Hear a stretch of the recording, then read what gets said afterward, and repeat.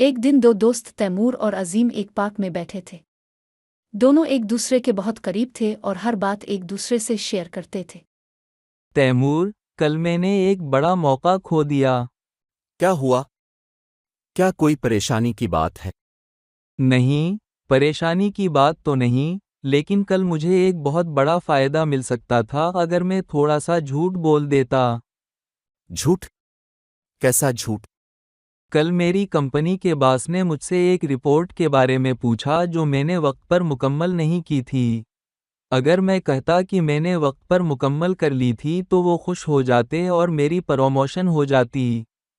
تو پھر تم نے کیا کیا؟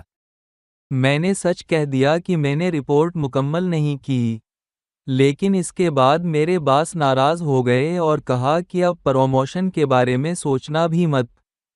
یہ تو واقعی مشکل صورتحال ہے، لیکن عظیم، سچائی ہمیشہ صحیح راستہ ہے۔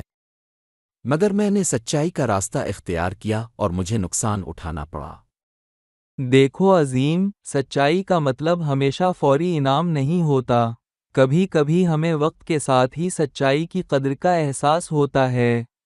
شاید تم ٹھیک کہہ رہے ہو، لیکن اب میں کیا کروں؟ تمہیں فکر کرنے کی ضرورت نہیں ہے۔ سچائی تمہیں طویل مدتی کامیابی دلائے گی۔ جو لوگ جھوٹ بول کر کامیاب ہوتے ہیں، ان کی کامیابی عارضی ہوتی ہے۔ تمہارے باس کو بھی آخرکار تمہاری ایمانداری کا علم ہوگا اور وہ تمہیں ضرور سراہیں گے۔ شکریہ تیمور، تم نے میری سوچ کو بہتر کیا۔ مجھے اب احساس ہو رہا ہے کہ میں نے صحیح فیصلہ کیا تھا۔ تمہیں فکر کرنے کی ضرورت نہیں ہے۔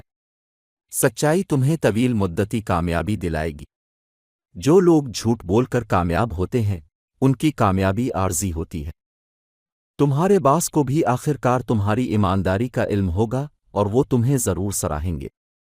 عظیم نے تیمور کی باتوں سے حوصلہ پایا اور اس نے اپنے کام میں مزید محنت کرنے کا فیصلہ کیا، یہ جانتے ہوئے کہ سچائی کا راستہ ہمیشہ بہتر نتائج لے کر آتا ہے۔ ہمارے چینل کو لائک، شیئر اور سبسکرائب ضرور کریں۔